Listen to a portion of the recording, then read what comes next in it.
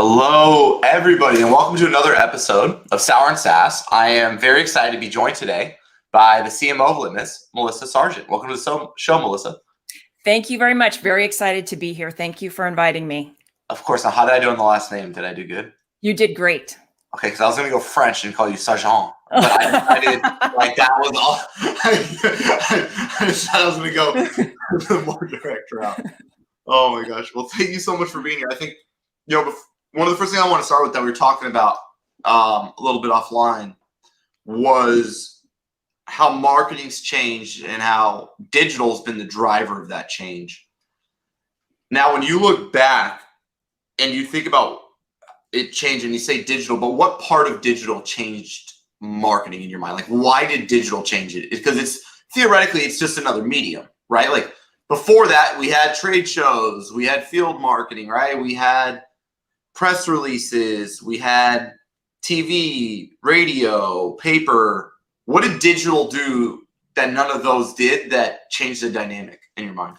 I think it gave us insights into our customers and prospects that helped us make much better decisions and help us start to guide the customer journey in a much more compelling way. So when the website became more than just a piece of brochureware, and now today it's the centerpiece of our demand generation engine where we want to drive people there. We want them to engage with our content. We want them to educate themselves about the problems and our solutions.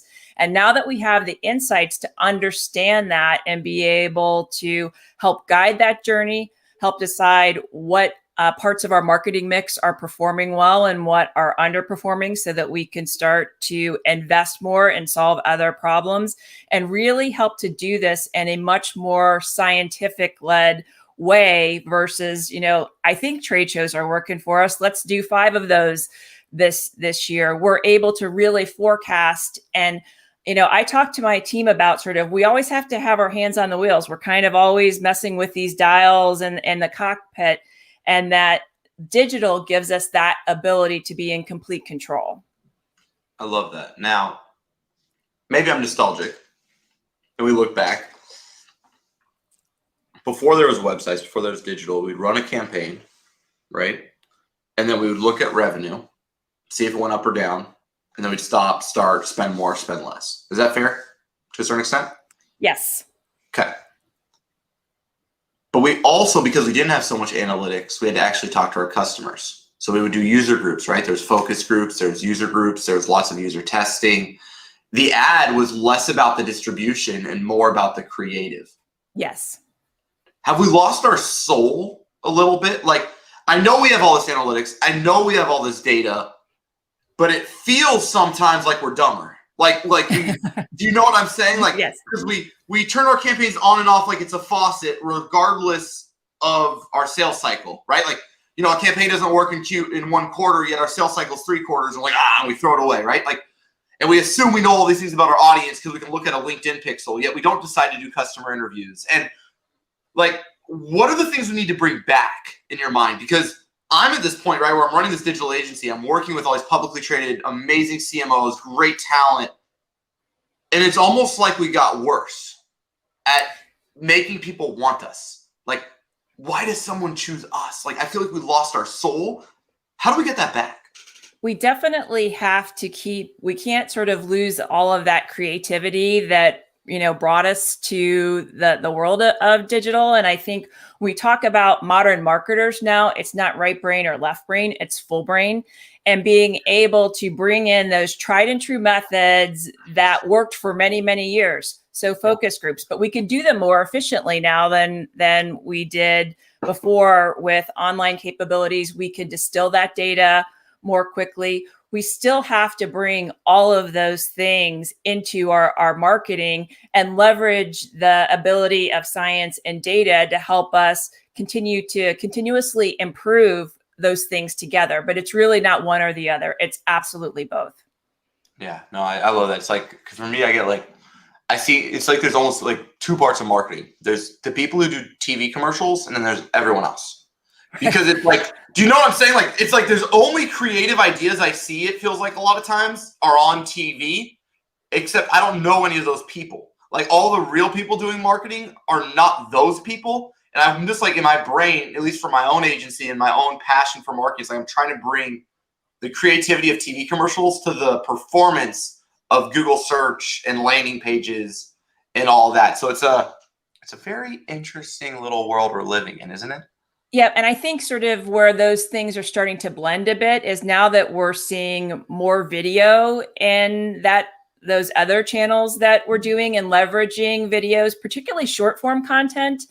I think you can bring back some of that creativity that maybe you lost on a landing page that needed to convert. And so you just have like one simple CTA and then, your form and not a lot of, creativity there. You're just going for function to make sure that people's eyeballs are searching and are looking in the right place to fill in and take action on that form. I think things like video help us, bridge that gap. I love what you said about forms. So when I was looking at Litmus, you all actually do something really cool that I haven't seen people do lately. For some reason, I don't even know why people aren't doing it. But when I go to your pricing page, you and I get try it now or try for free or whatever that CTA is. You have two, right? You can buy it or you can do free, right? You have a dual CTA on each of your pricing except for enterprise. But if you look at your two kind of accessible plans, you try for free, it then sends you to a form, but then the pricing is still on the right. Yes. What led you to that? Because I thought that was such a helpful feature. I don't know how it performs. I thought it was helpful because it's like, oh yeah, that's why I wanted this. And you like remind me as I have this, like, as I'm about to give you something, you're reminding me what I'm going to get for what I'm giving you. And I thought it was really clever. What's the testing behind that? Yeah, we do. We test all the time and we test all kinds of things on our site and particularly on our pricing page, because when you're optimizing for people to activate from their trial sign up, little micro moments of 0.1% make a big difference. So I think why we saw such improvements when we added that capability is people like transparency. They like to know what they're getting. They don't want to feel like some sort of unintentional opt-in is going to take over after they hit submit. And so by showing them exactly what they're going to get and for how long they're going to get it, you build that trust with the customer and it makes them want to engage with your brand more. Yeah, no, 100%. I love the quote at the bottom too. I thought the quote you put at the bottom of that is also helpful. You do also do something really unique in your marketing where you still have like a bunch of free tools. Now, they seem slightly legacy in the sense that I'm sure you're like, I wish I could update them. You have that look on your face. But do tools work? Like how impactful, right? Because you have some really cool ones like email market share, email deliverability tests, promo tabs, like and they're all very product integrated. So like I was like caught asking these questions. I'm like, she obviously hasn't rebranded them, so they can't matter too much. Yet simultaneously, I know they help. So like how do they fit in your mind, like free tools and things like that? Yeah, so the free tools are really, really important. We get great engagement from them. So just a little bit of history on our site. We did a major site overhaul last year.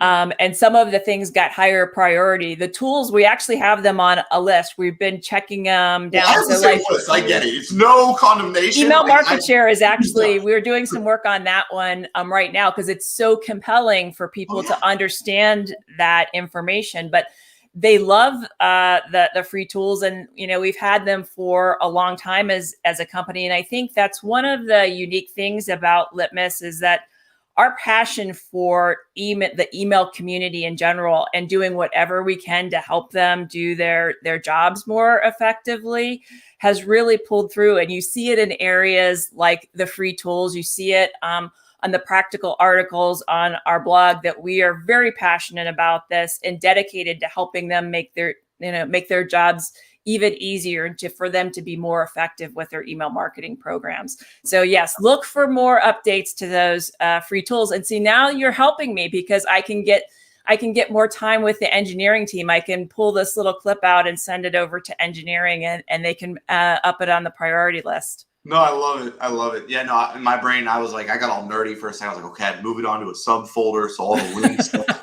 products, better. So I got a little nerdy for a second, but you said something there that I thought was interesting. So I see Litmus as very much like the way you're doing your marketing was interesting in the sense that I feel like a small sender doesn't use you and you're more for large senders. Is that a fair assessment to a certain extent?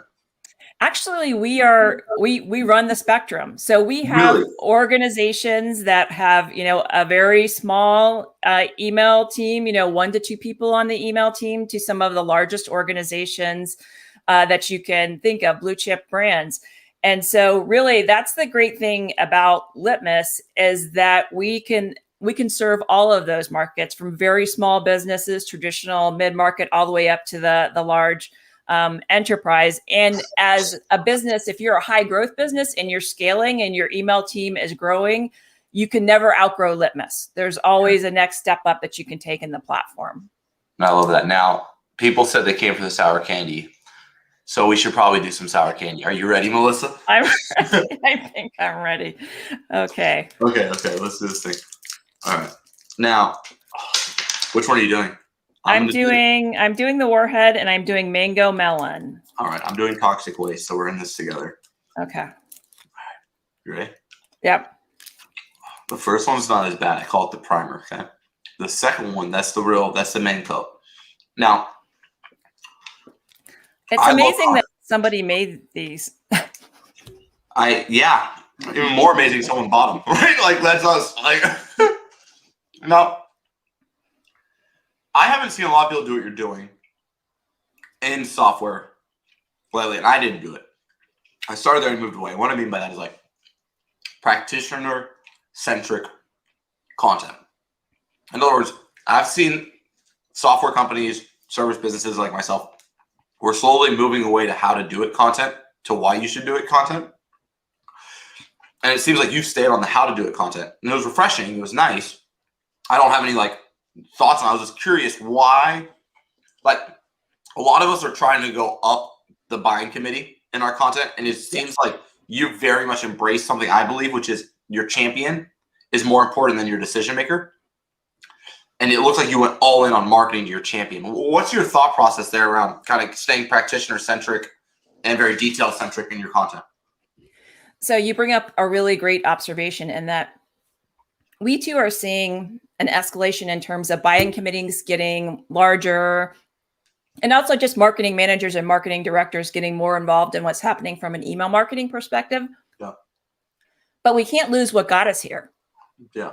We have over 9,000 customers, 700,000 users who became very dependent upon us to help them do their jobs.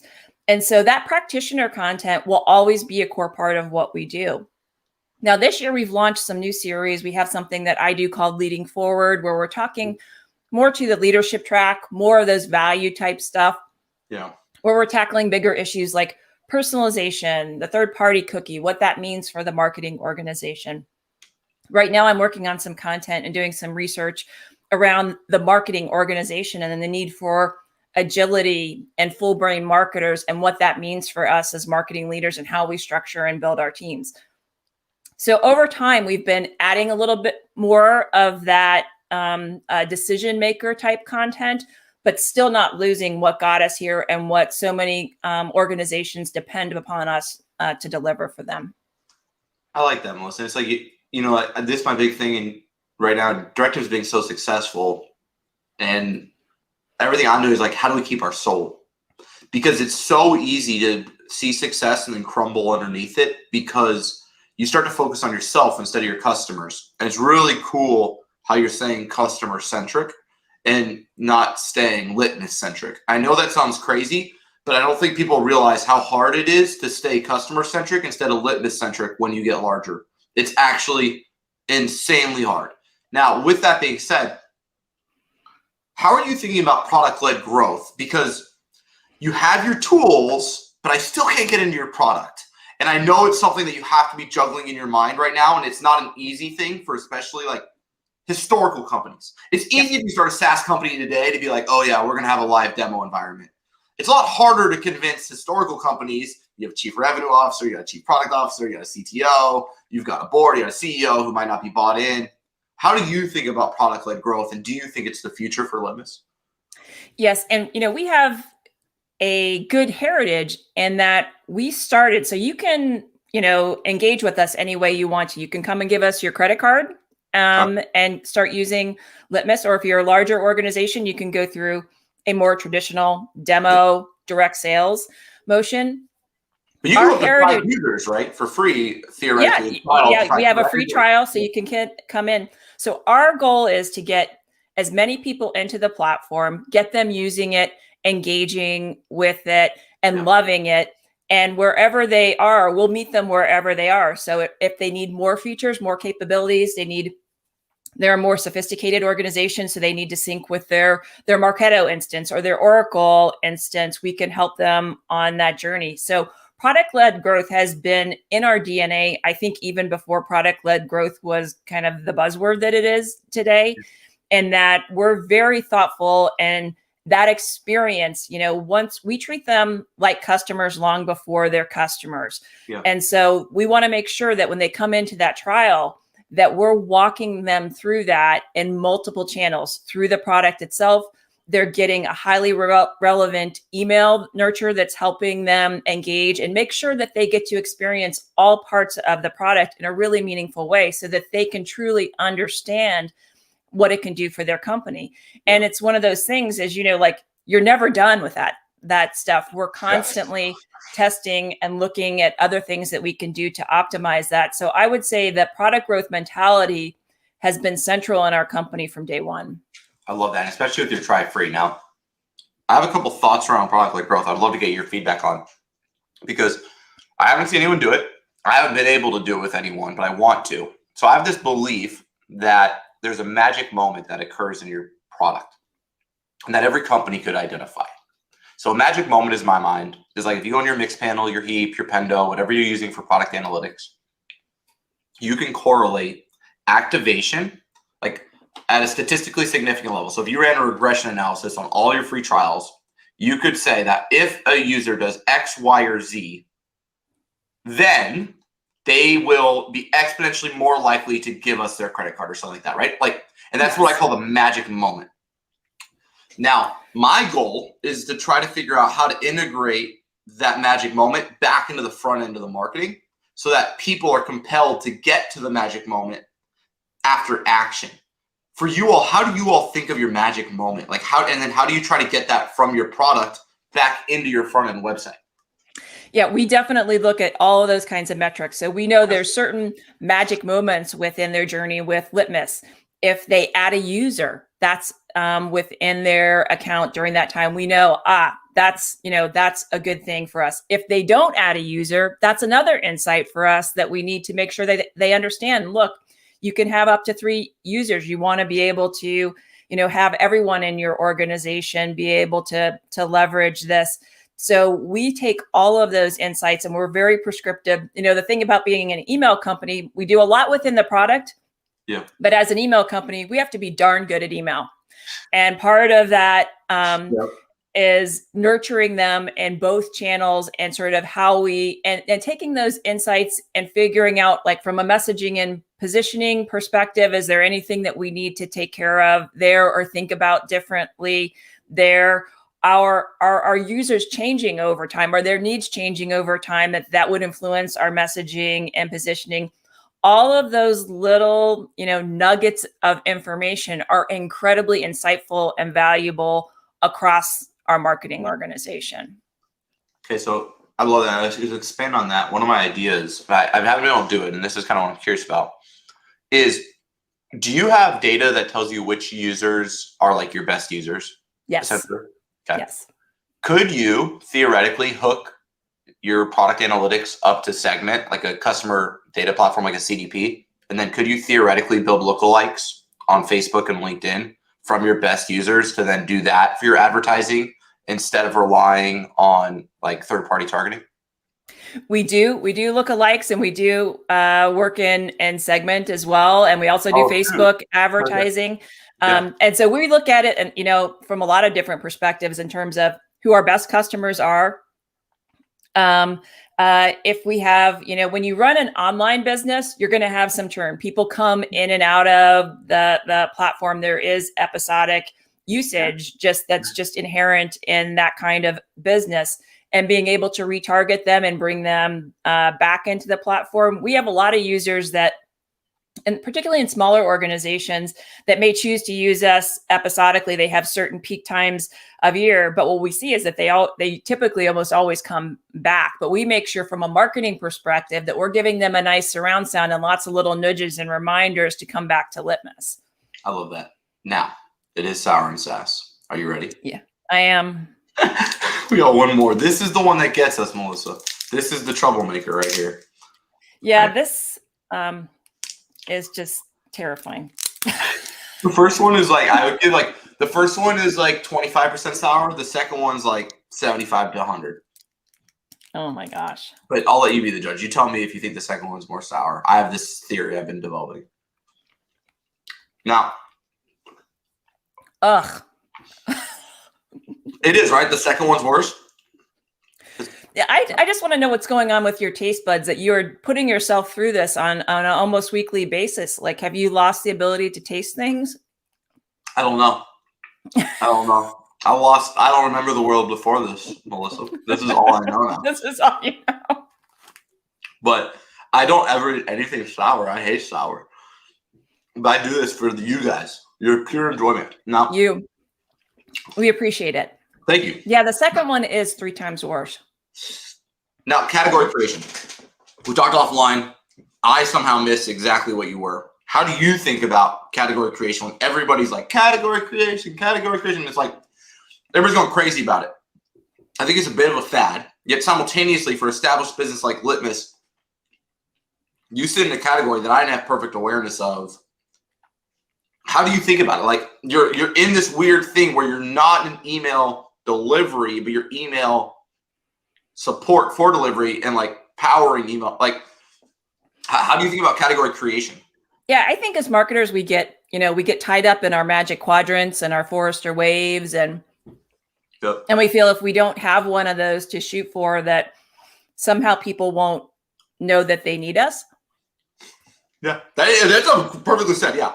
But we are in this email optimization place where we're not your email service provider like a MailChimp or Marketo or Oracle. We're sitting on top of that, and we're helping you to build your emails really efficiently and effectively, test them, understand what happens after you send it, and then apply those learnings across your entire marketing mix.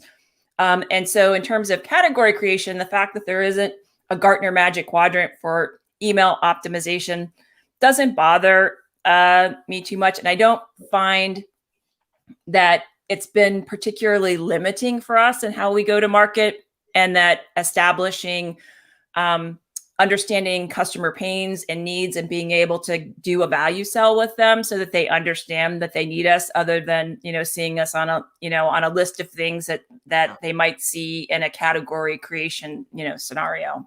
Yeah. Now, if that happens over time, that would be fantastic, and we look forward to that. But it's not something that I think we are super concerned about. Yeah, I mean, I think I've seen the success you've had. It's like a nice to have, not a need to have, right? And if you focus overly on it, especially when it's outside of your control to a certain extent, right? Like, it does take away from some of your other KPIs. Yeah. Now, you said something really cool. You said offline, you said how, like, marketing now has a seat at the table, and I have no intention of losing that seat. And I thought that was awesome, because I have a very similar perspective. But if we reverse that, instead of I have no intention of losing my seat, then I translate that more into a question, which is like, how do we keep our seat? Like, what have you seen? Because you've been in enough nice places to know how people lose their seats. So for everybody in marketing who's maybe a digital marketing director and they're like, I want to be a CMO one day. Mm-hmm.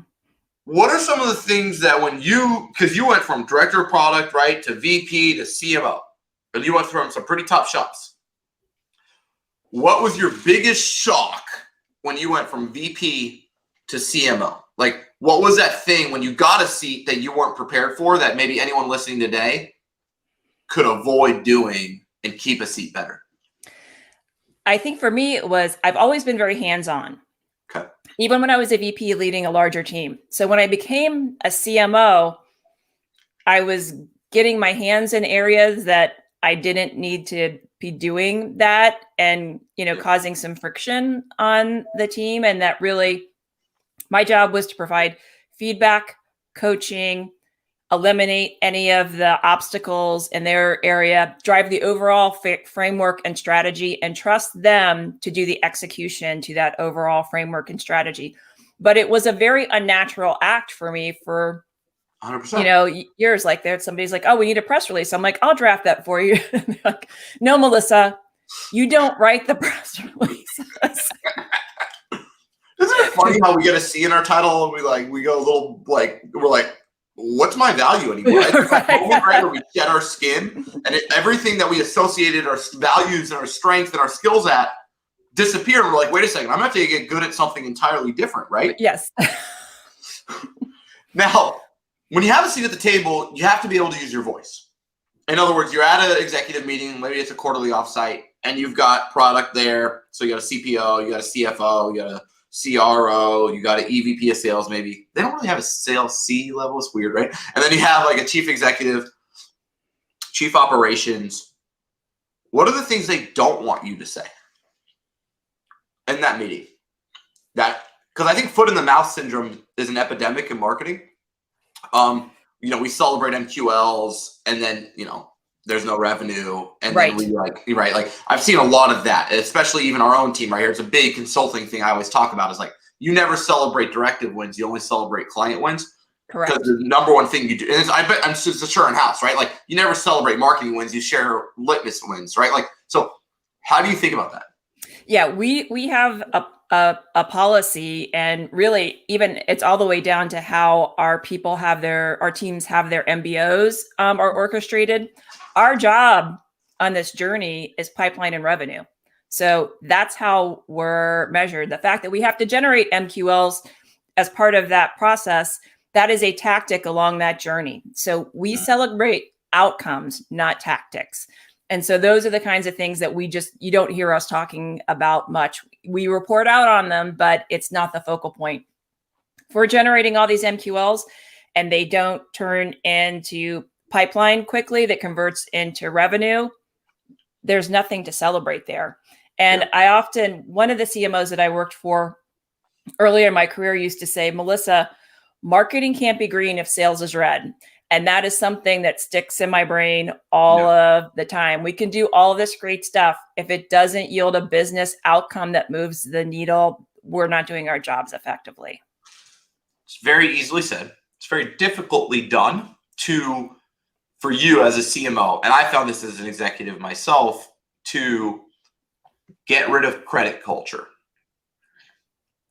And so how do you attack credit culture even amongst your own channels? Because that obviously translates to the marketing's position in the entire organization. So how do you think about giving people credit for leading KPIs, leading indicators like MQLs and channels, right? The paid team, the organic team, the content team. How do you give people credit in your mind without it becoming, look at me? And then people essentially celebrating their success instead of celebrating the team's success, yet still validating their work. And how are you juggling that? It's not an easy thing. You know what I mean? How do you juggle that?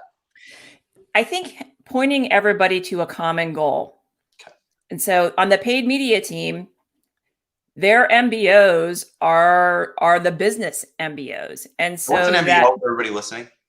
Oh, it's sort of your management objectives, like the KPIs that you're going to be measured on. Like your OKRs, your KPIs. Yeah, your OKRs, same thing. Yep. And basically, we're really prescriptive in how we do that, but it helps us keep everybody really, really focused on what's most important.